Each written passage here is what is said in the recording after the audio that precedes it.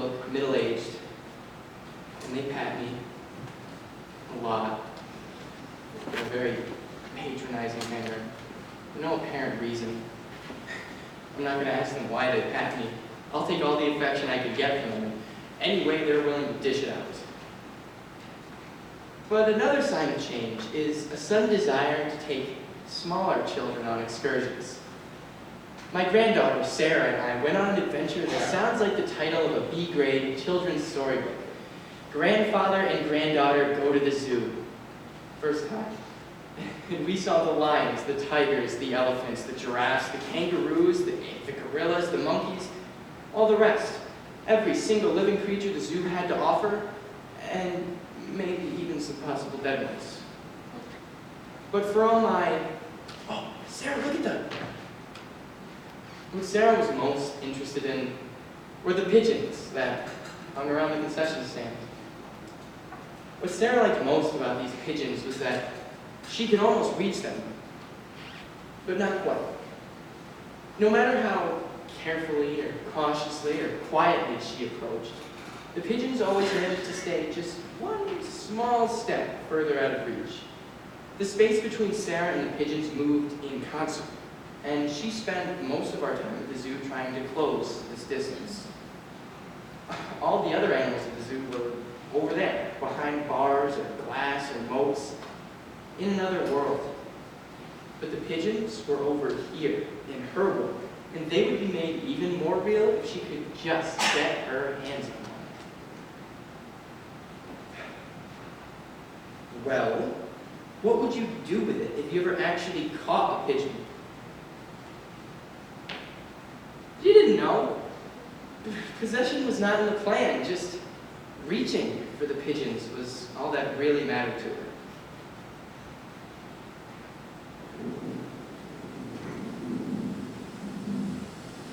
Driving home in a thunderstorm, Sarah fell asleep in her car seat behind me, and sitting in her parents' driveway, I stared at her face for a long time and wondered, who is this child?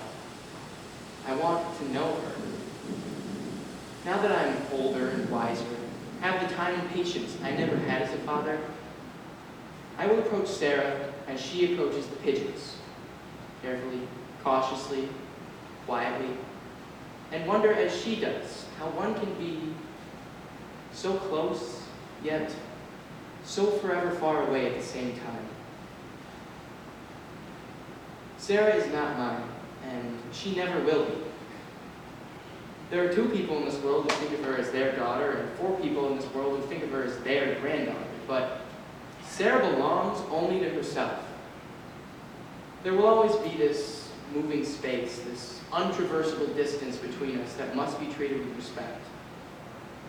But just as Sarah doesn't know what she'd do if she ever actually caught a pigeon, I don't think I know what I'd do if I ever actually caught Sarah. To love something and to possess it are not the same thing.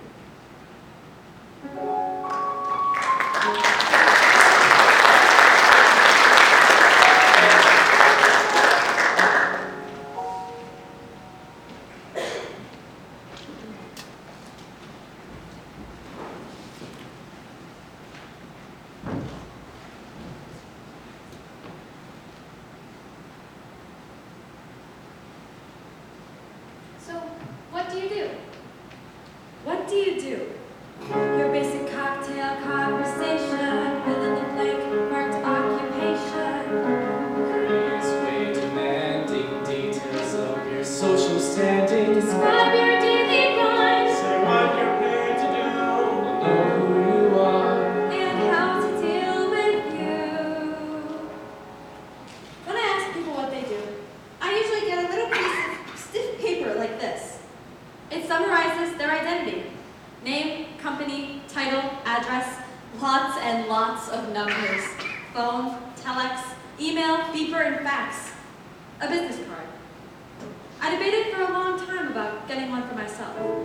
So, what do you do? A lady gave me her business card not too long ago. It said she's vice president for systems analysis at Unico.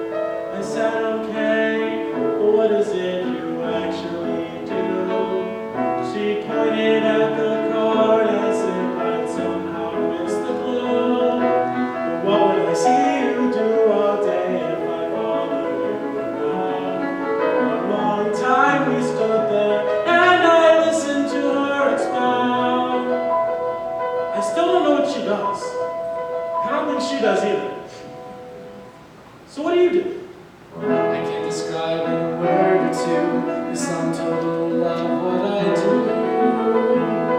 The other day, when I was doing some business at my bank, filling out a form, I wrote down Prince in the occupation blank.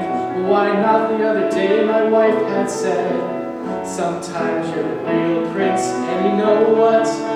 I've been feeling princely ever since. The clerk couldn't handle it. We had a friendly argument about the whole topic of this matter. Is my occupation what I get paid money for? Or is it something richer and deeper? More about what I am or what I think about myself? A job title doesn't even come close to answering the question, what do you do? Marcel Duchamp, a sculptor and painter who was a fixture in the world of fine art in the period before 1940, was equally frustrated by the implications of the standard what do you do inquiry. He would answer, I'm a restaurateur, a breather. He explained that he did more breathing than anything else and was very, very good at it too.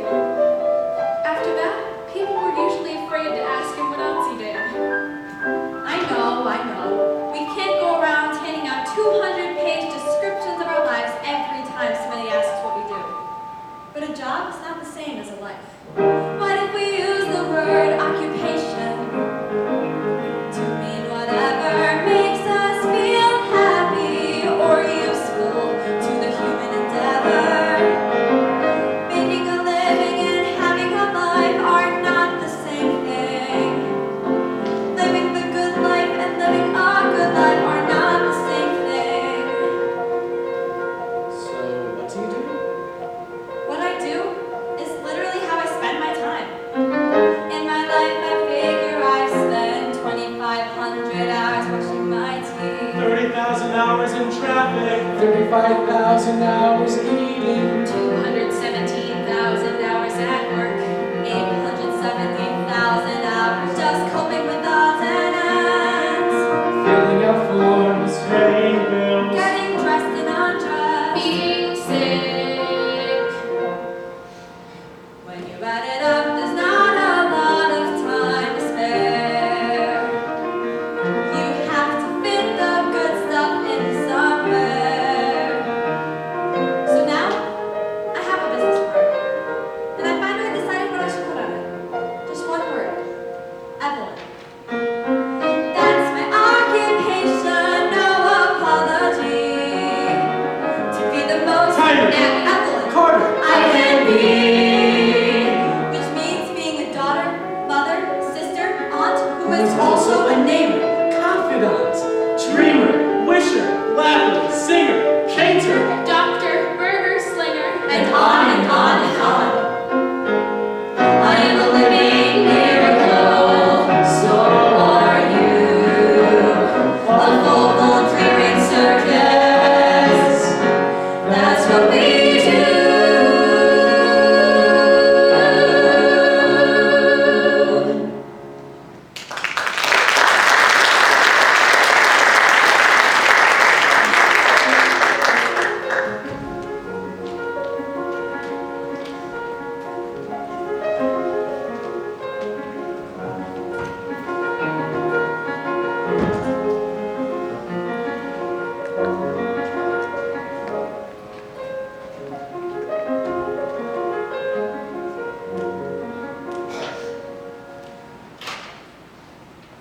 The most time-bound man I know lives in my neighborhood.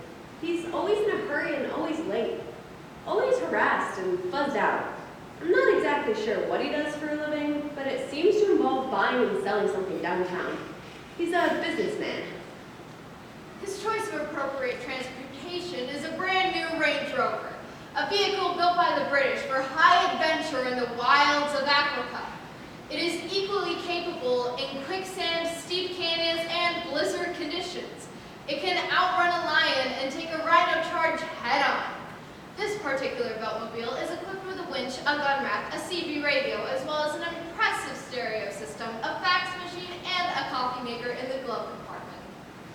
Daily, I see my neighbor rushing out of his house, burdened with the appendix of high adventure, carrying a golf bag, gym bag, lunch bag, garbage bag, coffee, and his briefcase.